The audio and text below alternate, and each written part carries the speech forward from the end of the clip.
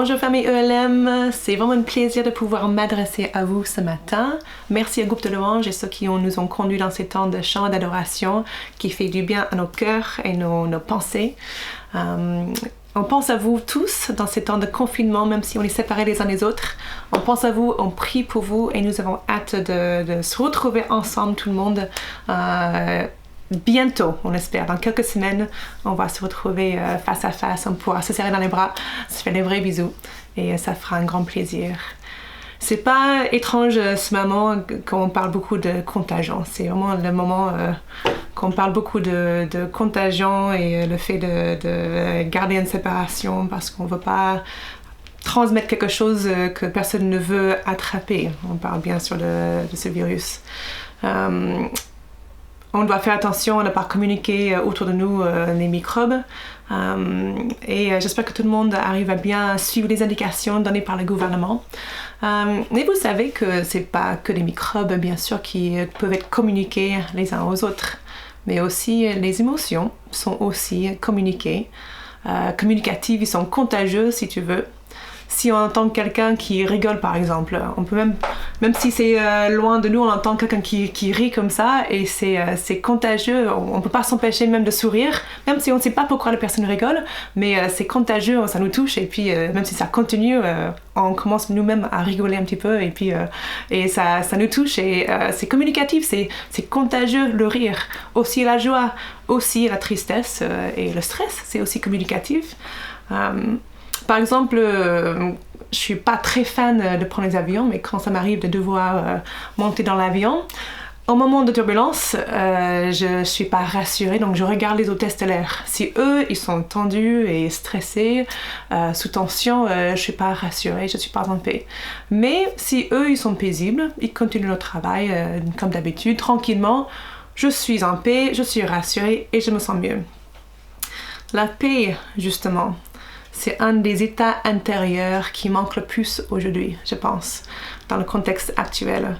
La crainte nous confronte tous et plus que jamais, je crois que la famille de Dieu est appelée à communiquer la paix, être vecteur de la paix de Dieu et que cette paix soit contagieuse à travers de nous. Dieu nous donne sa paix à travers le Saint-Esprit. Et parfois, cette paix n'est pas logique vu les choses qu'on traverse, vu les circonstances dans nos vies. Mais c'est une paix inexplicable, sauf par le fait que ça vient du Saint-Esprit et que c'est par Dieu que nous l'avons. Mais parfois, on peut aussi être saisi par les circonstances autour de nous et la paix, c'est comme une vapeur. On n'arrive pas à l'obtenir, on n'arrive pas à la toucher. Ça disparaît aussitôt qu'on voudrait l'avoir dans les mains, dans le cœur et on n'arrive pas à l'avoir. Et c'est dans ces moments que c'est impératif à savoir certaines choses si on veut retrouver cette paix que Dieu nous donne.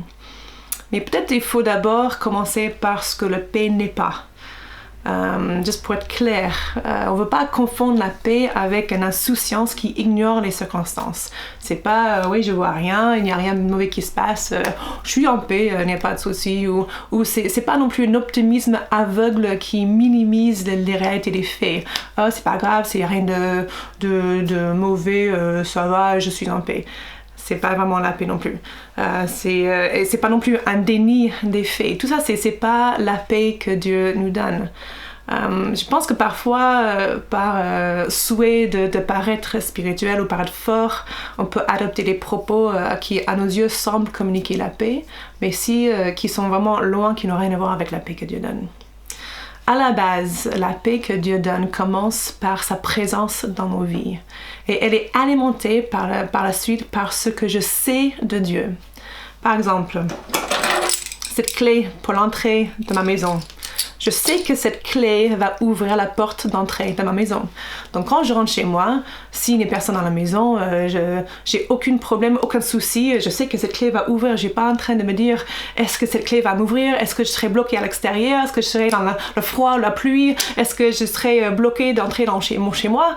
Pas du tout. Cette pensée ne traverse même pas mon esprit parce que je sais que cette clé va m'ouvrir la porte. Et quand je mets les clés dans le serrure, j'ai aucun doute. Pas par une seconde que cette clé va ouvrir la porte d'entrée de ma maison parce que je sais que la clé ouvre la porte. Et ce que je sais de Dieu aussi impactera ma capacité de vivre sa paix. Donc on va lire ensemble Psaume 46. On va lire le psaume entier, c'est 11 versets, donc ça ira. Mais on fait un petit exercice avec ce psaume. Ce que je sais de Dieu. On va commencer à verset 2. Dieu est pour nous un refuge et un appui, un secours toujours présent dans la détresse. C'est pourquoi nous sommes sans crainte quand la terre est bouleversée, quand les montagnes sont ébranlées au cœur des mers, et quand les flots de la mer mugissent, écument, se soulèvent jusqu'à faire trembler les montagnes. Et là, probablement, dans la marge de ta Bible, tu as sûrement le mot « pause ». Selon la version, c'est peut-être marqué « celle-là ». Et ce mot, c'est un mot musical qui indique une pause musicale. Mais ce pause musicale, c'est aussi très utile pour faire une pause de réflexion. Je vais réfléchir à ce qu'il vient de te dire. C'est intéressant de penser à ce que je viens de voir. Donc, on va refaire ces 3 versets juste pour vivre le pause comme il faut. Verset 2. Dieu est pour nous un refuge et un appui, un secours toujours présent dans la détresse. C'est pourquoi nous sommes sans crainte quand la terre est bouleversée, quand les montagnes sont ébranlées au cœur des mers et que les flots de la mer mugissent, s'écument, se soulèvent jusqu'à faire trembler les montagnes. Pause. Je ne vais pas faire très longtemps la pause. Si tu fais chez toi, tu peux faire aussi longtemps que tu veux la pause, mais pour l'instant, on va passer à la suite. Verset 5. Les bras d'une fleuve réjouissent la ville de Dieu, le sanctuaire des demeures du Très-Haut. Dieu est au milieu d'elle, elle n'est pas ébranlée. Dieu la secourt dès le point du jour. Les nations s'agitent, les royaumes sont ébranlés. Il fait entendre sa voix et la terre tombe en déférence. L'Éternel, le Maître de l'univers, est avec nous. Le Dieu de Jacob est une forteresse pour nous. Pause. Verset 9. Venez contempler ce que l'Éternel a fait, les actes dévastateurs qu'il a accomplis sur la terre. C'est lui qui a fait cesser les combats jusqu'aux extrémités de la terre. Il a brisé l'arc et rompu la lance. Il a détruit par le feu les chars de guerre. Arrêtez et sachez que je suis Dieu. Je domine sur les nations, je domine sur la terre. L'Éternel, le Maître de l'univers, est avec nous. Le Dieu de Jacob est pour nous une forteresse. Pause. Vous connaissez probablement déjà ce verset. Arrêtez et sachez que je suis Dieu. Je domine sur les nations, je domine sur la terre. Calmez vos agitations, arrêtez vos efforts, calmez-vous et sachez. Pas juste dans le sens prendre note intellectuellement ou ajouter ça à ce que tu sais comme tous les autres faits que tu peux savoir. Mais sachez avec certitude, conviction, avec profondeur et dans votre être intérieur que je suis Dieu. Sachez intimement que je suis Dieu. Je domine sur les nations, je domine sur la terre. Réfléchissez sur ça. En Ésaïe 26, verset 3, nous lisons « Tu garderas dans une paix parfaite l'esprit qui s'appuie sur toi, car il se confie en toi. » Ça, c'est la version de Darby. Dans la version seconde, on lit « À celui qui est ferme dans ses sentiments ».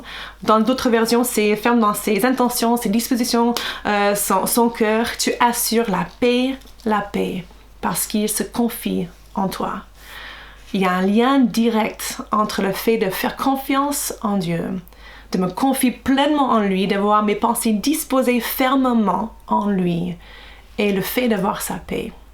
Le lien, c'est très logique. Si je me confie vraiment en Dieu, ma foi est en lui, mon regard est tourné vers lui, mes yeux sont fixés sur lui parce que je sais que de lui vient mon secours. Par cette fermeté de disposition dans mes pensées, quand je suis ferme dans mes pensées, et par cette fermeté, mon cœur est en paix parce que de cette fermeté dans mon cœur vient cette confiance qui repousse la crainte. La crainte ne peut pas s'installer dans mon cœur quand mon cœur est déjà disposé fermement de faire confiance en Dieu. Et le résultat, c'est que la paix s'installe. Comment procurer cette disposition de cœur quand tout semble se déchaîner autour de moi. Mais tu dis, mais je voudrais bien avoir cette cœur disposé fermement en lui, mais je me sens secouée par tout ce qui se passe autour de moi. Et pour répondre à cette question, c'est vraiment encore dans les pensées. On retourne encore dans cette idée. Paul nous exhorte dans sa lettre aux Philippiens. Et d'ailleurs, même quand on n'est pas dans un temps de crise, ce passage est vraiment clé pour nos pensées et pour avoir une perspective qui est importante, qui tourne vers Christ. On lit en chapitre 4, versets 6 à 9, « Ne vous mettez en souci pour rien », version Sommer, « mais en toute chose, exposez vos besoins à Dieu. Adressez-lui vos prières, vos requêtes, en lui disant aussi votre connaissance.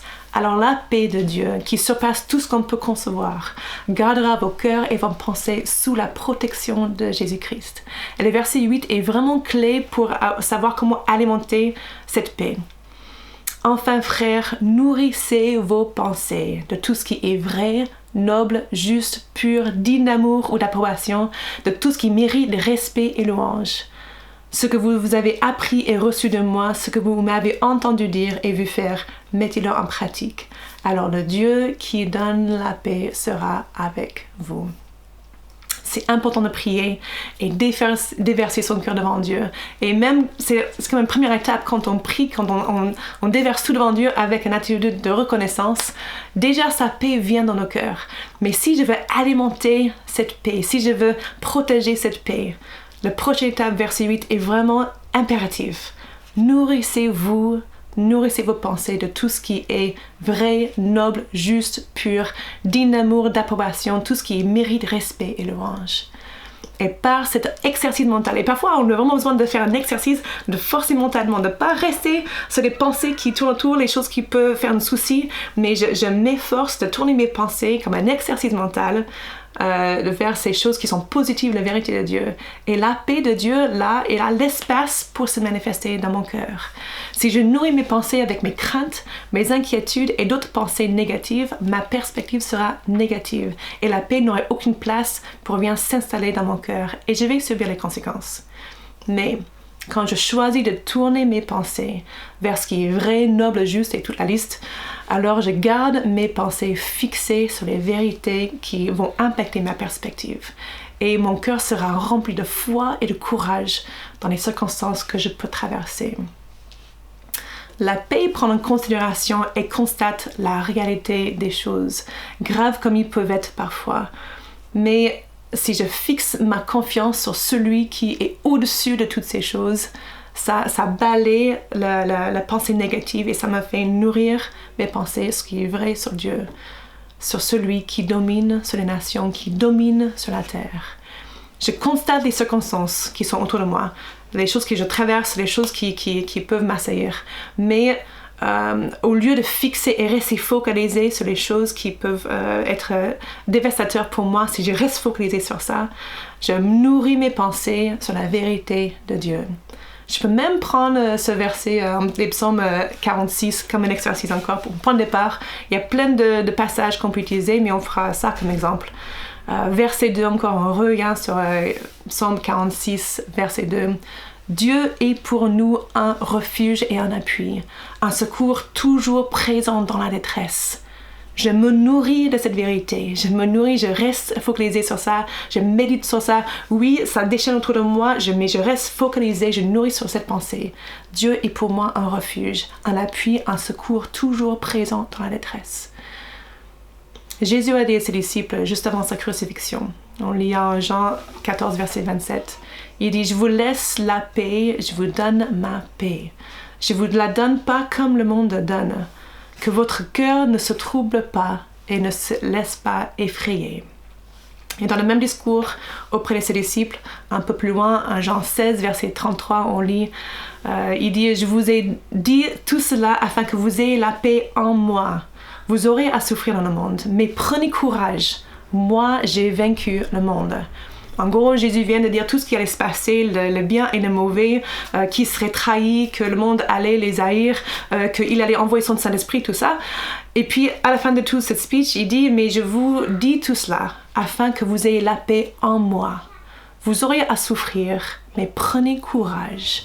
J'ai vaincu le monde. » Et je ne peux pas m'empêcher de voir un lien entre ce que Jésus dit, j'ai vaincu le monde, et ce que Dieu dit dans le psaume 46. Je domine sur les nations, je domine sur la terre. Donc arrêtez et sachez que je suis Dieu. Pause. Nous vivons un moment marquant dans l'histoire. Dieu sait ce que nous vivons et il n'est pas ébranlé par ce qui se passe. Et je crois que si on se laisse interpeller par tout ce qui se passe autour de nous, peut-être Dieu voudrait nous diriger dans une manière très spécifique. L'Église est appelée à être une bénédiction dans la société, dans le monde dans lequel on vit. Et si nous pourrions être d'une manière ou d'une autre des vecteurs de sa paix, ça serait pleinement pour la gloire de Dieu dans ces moments où il y a tellement besoin. Je pense à Esther qui est née dans une période d'histoire où son peuple, les Juifs, ils ont été déportés et dispersés loin de leur territoire. Et par une situation très spécifique, et je ne vais pas entrer dans tous les détails, son peuple est tombé en danger d'extermination. Esther venait tout juste de devenir reine et son oncle Mardochée, il l'a confronté par cette pensée. Il a dit en Esther 4, verset 14, « Peut-être est-ce pour une circonstance telle que celle-ci que tu es parvenu à la royauté. » En gros, peut-être tu es là, spécifiquement maintenant, parce que Dieu savait en avance que les choses, on serait menacé de mort maintenant. Et peut-être ta place est exprès de la part de Dieu pour nous sauver. Cette idée est très intéressante. Et si on veut ramener ça à nous ce matin, Dieu connaît toutes choses. Il savait quand tu es né que tu allais traverser cette crise sanitaire durant ta vie. Esther est venue dans son rôle de reine précisément à un moment où le peuple juif avait besoin de quelqu'un pour intervenir, pour les sauver. C'est une raison très spécifique. Elle avait un rôle très clé à jouer pour sauver tout son peuple et elle a pu le faire uniquement grâce au fait qu'elle était reine. Et si toi, tu avais un rôle spécifique à jouer auprès de, même si c'est une seule personne, ou peut-être plusieurs personnes, ou peut-être auprès d'une multitude. Dieu nous a placés ici sur cette terre, dans cette époque de l'histoire, sachant que nous allions traverser cette crise. Que nous puissions être des canaux de bénédiction pour notre nation. Par nos paroles, par notre présence, par l'ambiance, l'atmosphère qui est communiquée à travers nous, à travers nos cœurs, nos personnes, nos paroles, que la paix que nous avons reçue, que nous puissions transmettre ça autour de nous.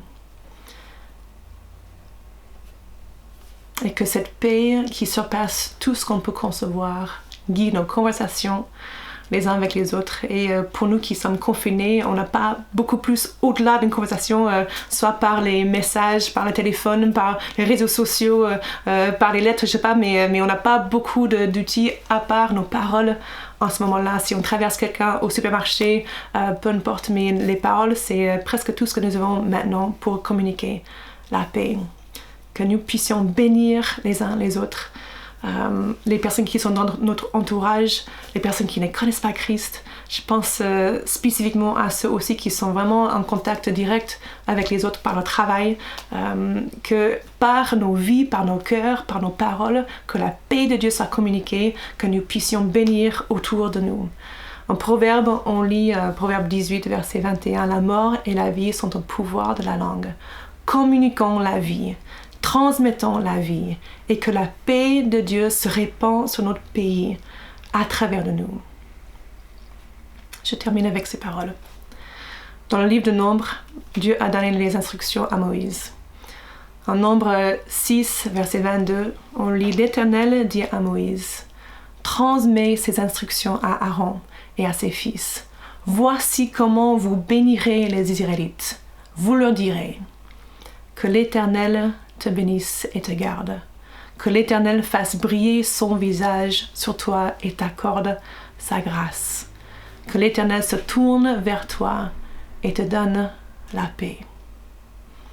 Que nous, la famille de Dieu, recevons la paix de Dieu.